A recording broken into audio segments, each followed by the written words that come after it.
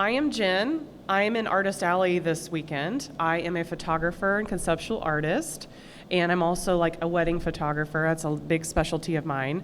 But what you're going to see in this presentation is a lot of my conceptual and travel work. So, and what I end up doing is talking a lot about movie locations as well as movie characters. Now, if you want to see it better and you can see it okay, that's fine. Just everything's going to be over here and it'll make sense in a minute.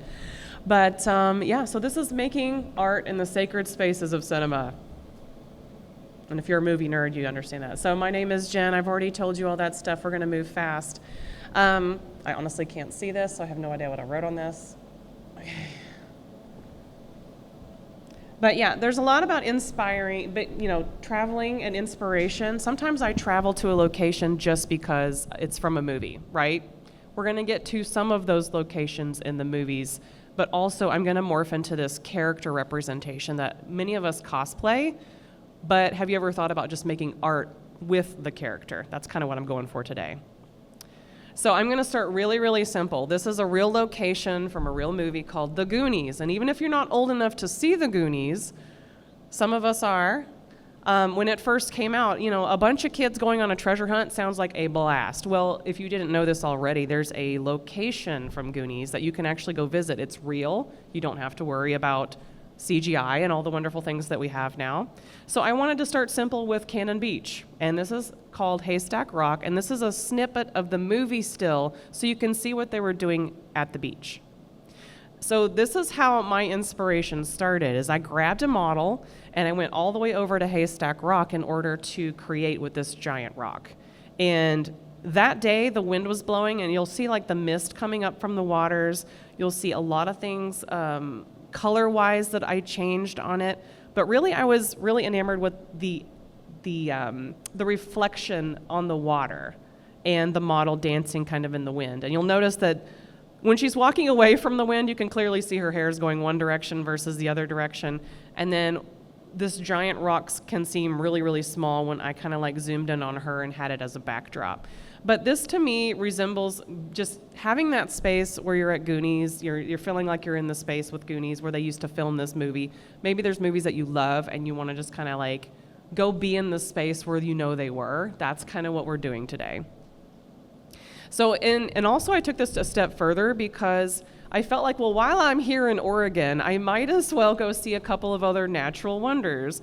And there is a shipwreck, a real shipwreck that is still sticking out of the sand it's the top right corner on high tide, where you could just enjoy this little shipwreck. It's called, I forget how to pronounce it, but it's the Peter Iredale. And it was marooned there, and it's still accessible by everybody. So if you want to go see it even today, it's still sticking up out of the water. The other image on the left is there's a whole bunch of abandoned, we'll call them, I don't know, they used to call them like, the defending things, these little bunkers and things.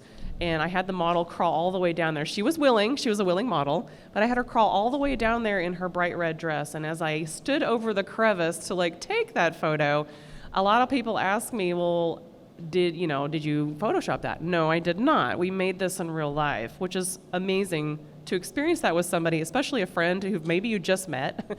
And I said, hey, can you wear this dress and crawl down this hole? And she was totally down for it. But for me, this is a continuation of my experience in Oregon, which is a very popular filming location for many things like Kindergarten Cop with Arnold Schwarzenegger, The Goonies, and several other types of movies. There's a whole museum dedicated to Oregon filming. This one's really, really, really fun, because if you've seen Men in Black, how many have seen all the Men in Black movies, none of the Men in Black movies? When it first came out, the fact that they made these things spaceships and the alien was trying to get away in these spaceships was very inspiring to me, but I did not know it was a real location. Like, it's real. Like, I know they CGI'd some of it because they can't obviously blow up New York, but but here's the thing. It's real, and when I saw it coming out of a plane, like I was in a plane, looked out the window, and I was like, I know what that sphere is. I've seen that before. I've seen it in Men in Black. Well, as you fly into LaGuardia, New York, you can see it from your window if you're sitting on the right side. So I thought to myself, well, what are we going to do with that?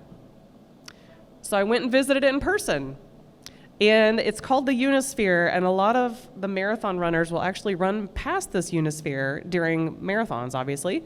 And it's a public park. You can go there and hang out, and some of it's blocked off now, of course, because all of these structures are getting really old.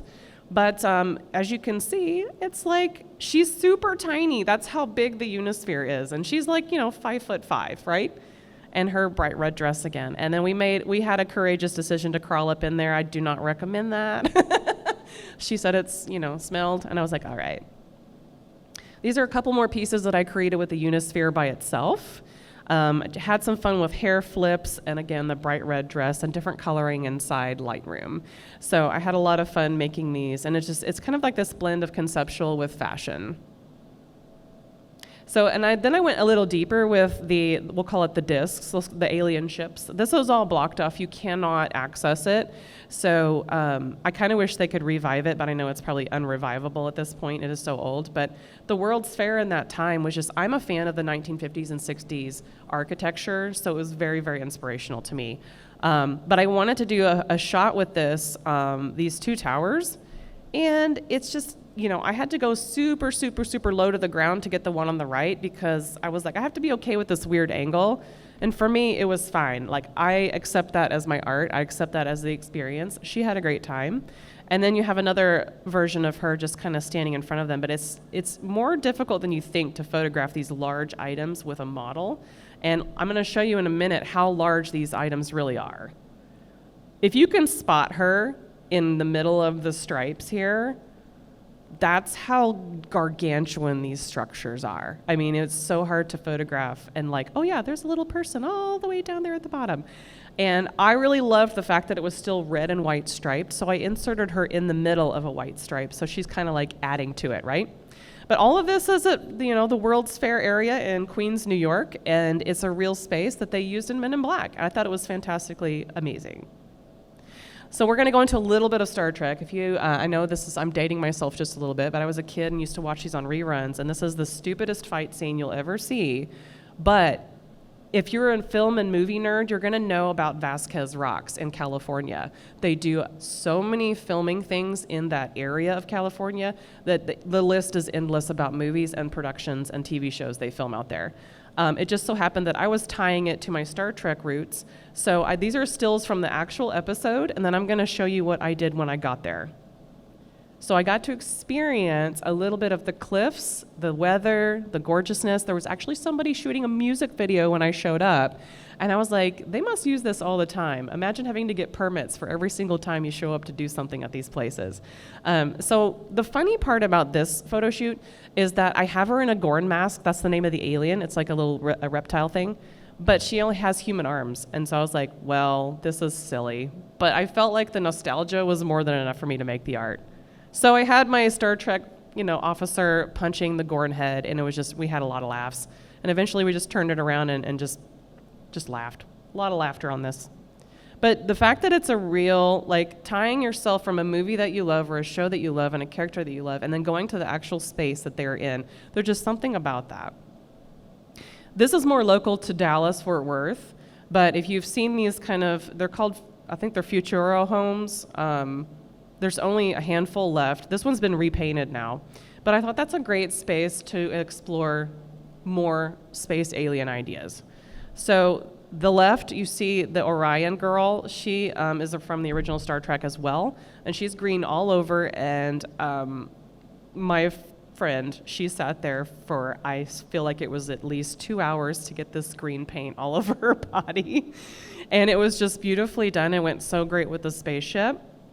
And we just kind of played with these characters and played with the styling of the outfits. We didn't need to completely 100% cosplay, but to get the close feeling of what you want to create is what I was going for. So we have the spacey ship with her look and her little dagger that she borrowed, and I think it just turned out amazing. And we all got chigger bites afterwards. Do not recommend. And by the way, I had three other models, and we all went to IHOP afterwards in full makeup, so everybody was we had anime eyes going. If you've ever seen the makeup done where you close your eyes and you have a giant eyeballs, we all went to IHOP afterwards to eat. It was great. So now we're going to get into some video games, because how many play video games in here? Any kind of video games? We got any Minecrafters? We got any Silent Hill maybe? Resident Evil maybe? So you're about to see some really cool art from that. Forgive me while I nerd out. That's my job. I'm nerding out with you guys. So I'm going to run through these really quick. I do want to stay on time. This is I know this is family friendly, but this is one of the creepiest characters I ever saw in the movie Silent Hill. I felt like because it was so creepy, I had to create this character in my version, the less scary version, actually. So I ended up turning it to more of a fashion statement. A friend of mine makes fashion. She has these very angular and colorful things that she put together. Believe it or not, this helmet in these images, I made this out of cardboard and masking tape. Then I spray painted it. And then I realized as I was doing this that it photographed really beautifully. It looks like a real metal helmet. But it doesn't look as scary though, right? It actually looks quite beautiful. And the one on the left where she's dragging his hair, he had been dressed for another photo shoot at the time, so we just inserted him in for about a 5-minute photo shoot. And we got what we feel like was the creepiness of Pyramid Head, but without being necessarily overly crazy. The one on the right, we just so happened, this was a big photography convention, by the way, so somebody just had a giant sword. And I was like, well, that's perfect for this photo shoot. It kind of gives this, it's a beautiful way of displaying what I feel is like metal. And then it kind of like goes with the backdrop that was already set up. I thought that was beautifully done, and it just photographed amazing. I was so inspired. And then we have, the next day I went out and played with different lighting techniques, and I found this elevator this is in the capital of Madison, Wisconsin. So if you need a location, that's kind of where I was. And the elevator was so beautifully matching the color tones I was going for that I went ahead, that's an elevator, by the way, on the left. It's just an elevator. But I had to photograph it that way because it kind of matched with my helmet and the vintage dress that I had. The next one is in an alleyway on the right, and we just threw a whole bunch of light at her and made this really cool shadow. And then she's always having fun with posing, so we just kind of played with the dress, and I enhanced the color just a little bit on the gown, but it really was this really cool gold with the pleats in it, and it just photographed amazing. So you don't get necessarily creepy Silent Hill here, but you still have that character that's resonant of the original Pyramid Head. So this is the nurses from Silent Hill. And while they have a very small part in the movie, to me, anything like this is just a touch creepy. And I felt like I wanted to, it's an easy cosplay to do, it's an easy thing to put together. The funny story behind this, I'm going to tell you what we did to make the costumes. It's absolutely silly. So these are the pieces that I ended up making, and these were all done in Chicago. And it was easy to mimic the posing of the nurses because they're very creepy and they're very angular in how they pose. So people that were I would shoot extra wide and move her around. And I really enjoyed putting extra things on top of it that weren't just about other things. So what we ended up doing to make these I had a nurse costume. Somebody donated it to me, but we ended up, to do the face and the hat, we used wet paper towels. So my friends were like, what are we doing? And I was like, just trust the process. And then my other friend, she drew the black veins all over the arms and the face so we could have it photographed. It doesn't have to be perfect, but when you photograph it, it can come out differently than it looks in person. I've noticed that. And so that's kind of what I did here, is we used a paper towel for the hat, and then the rest of it was just wet paper towel smushed against their face. And it photographed beautifully. You didn't have to be perfect. So now we're going to get into Resident Evil, which if you've played the game or seen the movies, you kind of know that there's a lot going on, and there's a very specific aesthetic to Resident Evil. I have at least 2 examples that I'm really happy and proud of. So we're going to start with the opening. The best opening movie scene I've ever known my entire life was Afterlife. I don't know if you agree with me. Anybody's seen the opening of Afterlife? Have you seen it? The opening of Afterlife? It's been a minute. Maybe you'll see it when you see these. So it opens with a lady in red shoes. And it kind of pans up the lady to her striped tights, to these clear umbrellas and people going across the crosswalk. It's one of those big crosswalks, I believe it was in Japan, where everybody's crossing back and forth. And it's raining. And the music mixed with the cuts of the film going up, and you're like, what is going on? And if you know about Resident Evil, we know there's a virus and people are infected by a virus. So I took some stills of the inspiration from that opener, and here's what I created in my backyard at night. And the reason why I couldn't go like 100% like the crosswalk, my ideal would have been to be in the crosswalk, but I don't have access to anything like that. But here's what I did for this character was I recreated it to the point where I felt good about it. I have the rain flying down. I have my friend Jane, you're going to see her a lot in this, but she emoted exactly what I felt like was, I'm becoming a zombie. I am a zombie. And then she's kind of like very innocent in the first one and kind of creepy in the second one. And then I just really loved the third one because the way the water was going off of her face and the umbrella together, I thought it was very cool. And then the one on the left here is like one of my most favorite. I tinted it slightly blue, so it would give that very cold feeling of, yes, I'm turning sort of into a zombie. And then I have the one on the right where I just really loved how the wet hair is kind of going across her face. But I'm still staying in that genre of Resident Evil with that particular opening scene. And this was just to show that I had more than just the umbrella. So now we're going to get into the actual Umbrella Corp logo. Now, normally maybe you don't think this is very inspirational, but when you're a nerd and something inspires you, you don't have to make sense of it. You just have to go create it, right? So I didn't care. Umbrella, I'm going to make something with that. Around this time was when we were locked down in 2020, and I was doing photo shoots on my iPad. I don't know if any of y'all did that with your friends or family. You had to do a lot of, video calls, Zoom calls, whatever. I ended up calling all my model friends, and I said, let's do a photo shoot, please. So I took that Umbrella Corp logo, and I painted it on saran wrap and laid it on my iPad and photographed it. So this is what this is. This is on an iPad with the color tones. And then actually at the very, very bottom, you can see I left myself in there so y'all could see I still have like a tiny little window of me photographing her. So you can see it just wasn't like, all I did was creatively crop, right? So yeah, this is another way to be in spaces where you're not just traveling, but you're making your own space to create.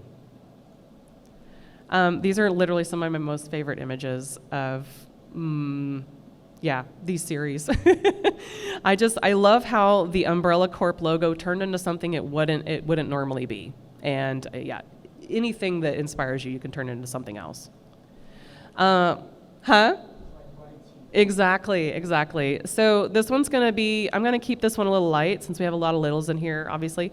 But what inspired me about this movie was the aesthetic of, it was a mixture of fantasy, but it was kind of dark feeling, and you're navigating this world of this guy who's on a power trip, but the visuals of Jennifer Lopez in this movie and Vincent D'Onofrio was exceptional as an actor in this movie.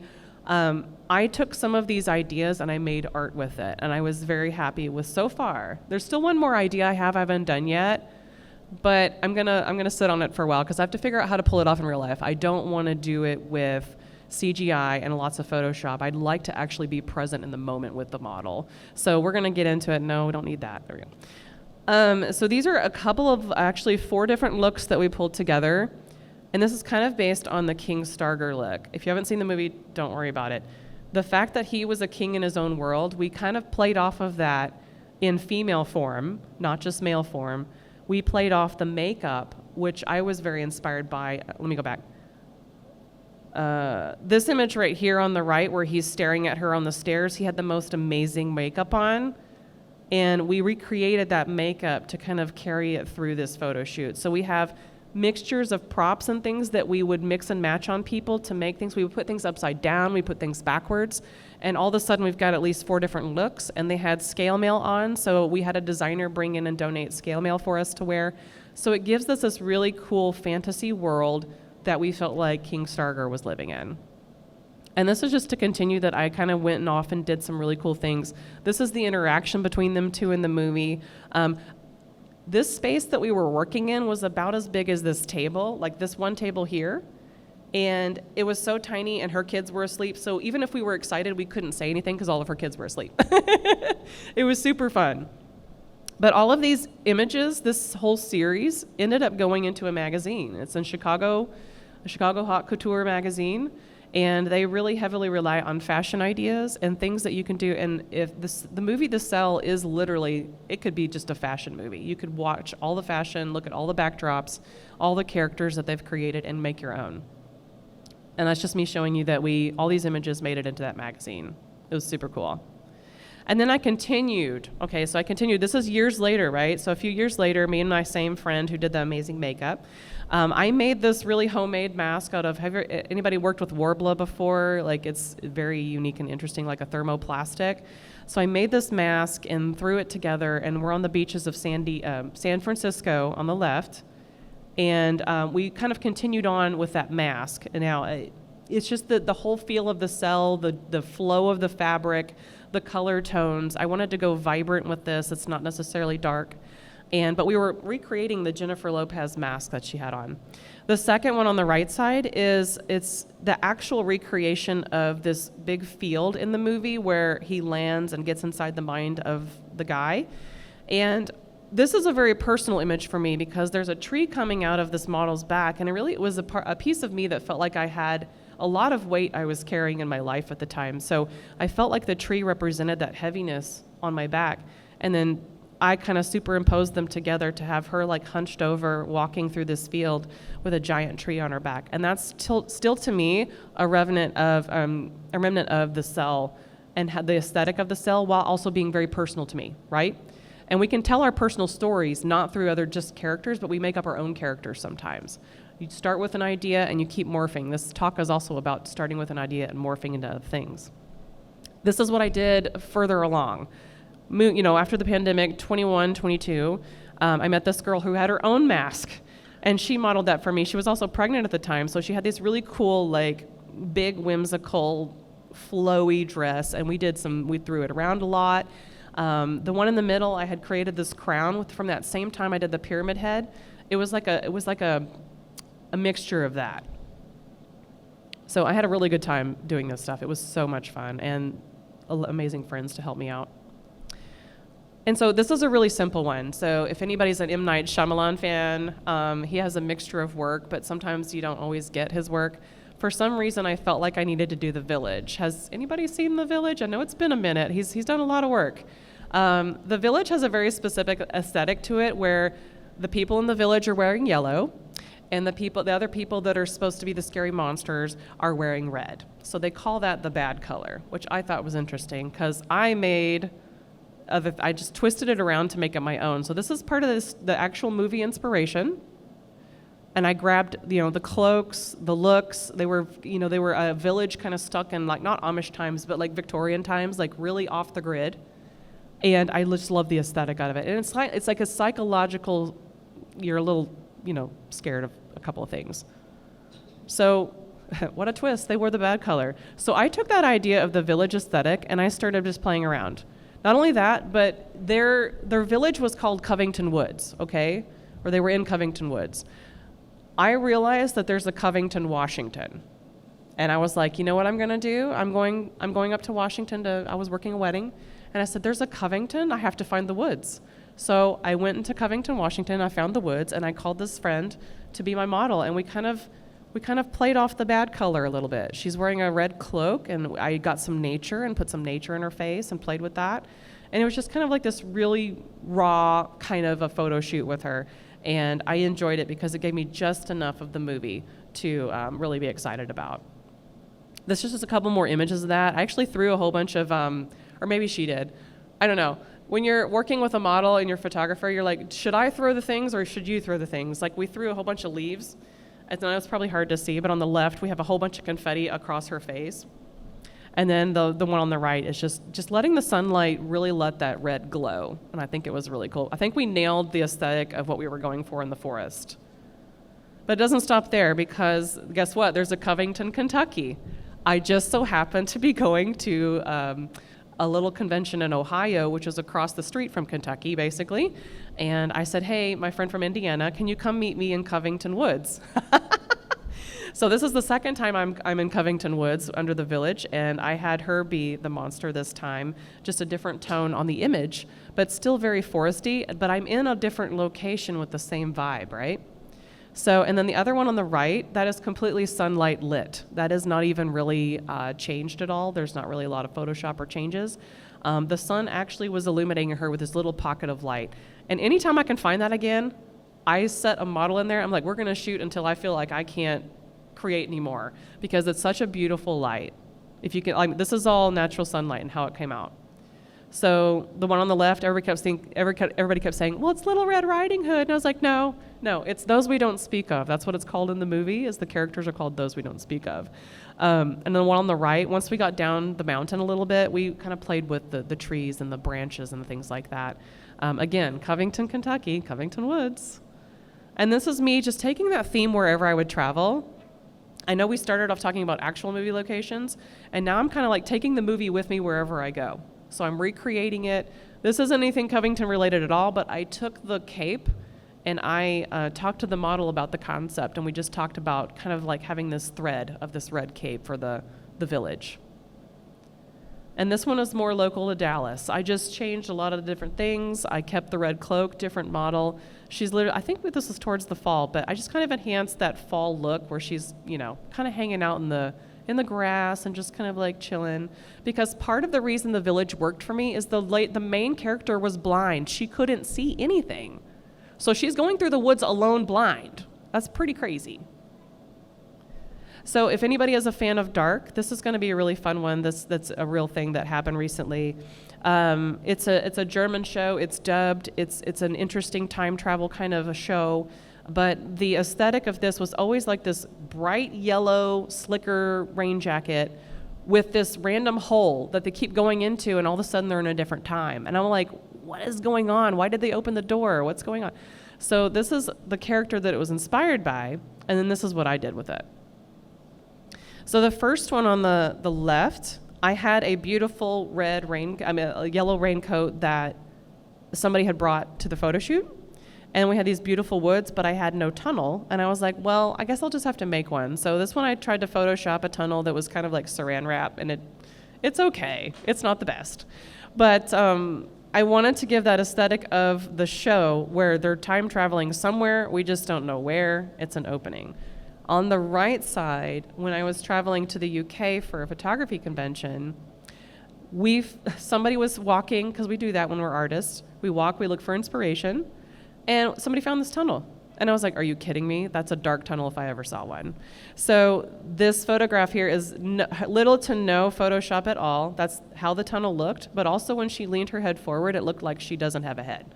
So I really put the focus on the yellow jacket, because the yellow jacket is what came from the show. And I was kind of like playing off of these details.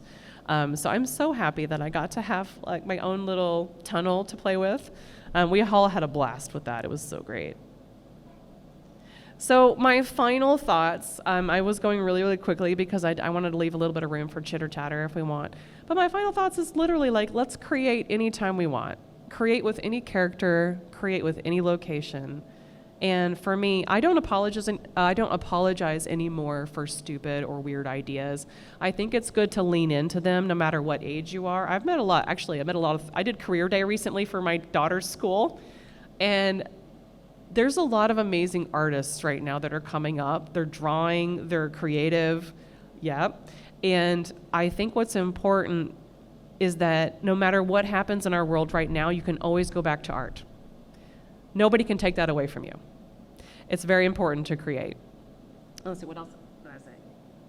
Oh yeah, so if there's places that you haven't visited yet, some people want to visit movie locations, right? Some people can't travel to those movie locations. And I think it's fine. Dallas has got a few here, but if you get the chance to travel to an actual movie location or a set, somewhere that is really meaningful to you, I would do it. And then I would also create in that space. Don't just take a selfie. Think about something you would want to create in that space, even if it's with your cell phone, which a lot of us have them. You can do a lot of things with your cell phone. But for me, I think my next trip is to Salem, Massachusetts, so I'm very excited to go create there. I have no idea what I'm going to do yet. I'm not going to pre-plan everything yet. But my whole goal is just to create, have fun, make memories, and then honor whatever needs to be honored. Like, come on, the Hocus Pocus house is there. I might have to see that. So, and then my friends, the couple that's getting married, they're going to be Star Trek themed. So I'm very excited about that. But yes, that's my final thoughts for any artists in the room, because all of this is just me being an artist. This is over a few years of my life. I've been an artist for 18 years. Actually, it's been my whole life. Been a photographer for 18. So this is only like a piece of my life that I've shared with y'all today. And I know it's more my perspective. It's not about direct cosplay or direct character references, but that subtle hint of the inspiration of those characters and locations is where I love to live. And if you have any questions, answers, or comments, I would love to hear them, because I love interaction. Did any of this make sense today? You got any questions or comments? Did it make sense? Was it okay? Did it suck? Was it terrible? Okay. Some artists, you're going to learn that too. Some artists will need feedback. Well, thank you. I had so much fun. And like I was saying, no matter what age you are, that's why I'm speaking to the kids, all the young ones, everybody in the room, really. Trey and I go way back. We create together a lot. And Trey has always been on board with my weird ideas. And so he's like, yeah, I'm there. And I was like, I know, because it's fun to get out of your normal routine. And it's fun to try something new. And I hadn't been back to Fan Expo to be on a panel since 2022, because I kept pitching every year, and I was here in 2022.